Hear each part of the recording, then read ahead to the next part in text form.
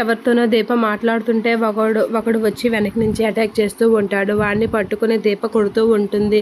ఎవడ్రా మిమ్మల్ని పంపించింది, నన్ను చంపమని మిమ్మల్ని ఎవరు పంపించారు అని చెప్పేసి దీప వాడిని కొడుతూ అడుగుతూ ఉంటుంది. అదే టైంలో వెనక నుంచి ఒకడు కర్రతో దీప తల మీద కొడుతూ ఉంటాడు. అలా కొట్టగానే ఒక్కసారిగా దీప అమ్మా అని చెప్పేసి అయితే అరుస్తూ ఉంటుంది.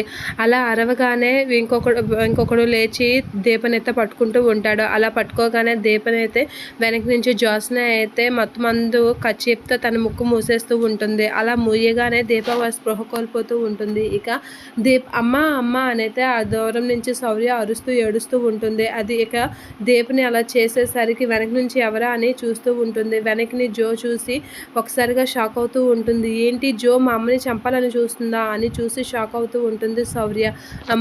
నీకు పుట్టిన పాపానికి శౌర్య కూడా చావాల్సిందే, నిన్ను చంపడమే నా లక్ష్యం, నీతో పాటు నీ కూతురు శౌర్యని కూడా చంపేస్తే నాకు ఏ అడ్డు ఉండదు, ఇంతకు మించి ఇంకే మార్గం నాకు దొరకలేదు అని జ్యోత్స్న అయితే అనుకుంటూ ఉంటుంది. ఇక శౌర్య అయితే వాళ్ళ నుంచి తప్పించుకోవాలని పరిగెడుతూ ఉంటుంది. ఇక రౌడీలైతే శౌర్యాన్ని పట్టుకోవడానికి వెళ్తూ ఉంటారు. ఇక దీప కోసం వచ్చిన కార్తీక్ అయితే అక్కడ పడి ఉన్న దీపను చూసి షాక్ అవుతూ ఉంటాడు. ఏంటి దీప అలా పడి ఉంది అని చూసి షాక్ అయి పరిగెట్టుకుని దీప దగ్గరికి అయితే వస్తూ ఉంటాడు కార్తీక్. అలా దీప దగ్గరికి పరిగెట్టుకుని వచ్చేసరికి దీప అప్పటికే స్పృహ కోల్పోతూ ఉంటుంది.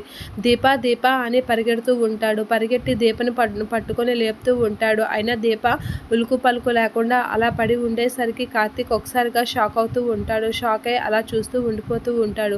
దీప దీప అనేది అరుస్తూ ఉంటాడు. అయినా సరే దీప లగదు. ఇక జ్యోత్స్న అయితే గన్ పట్టుకొని కార్తీక్ వైపు చూస్తూ ఉంటుంది కోపంగా.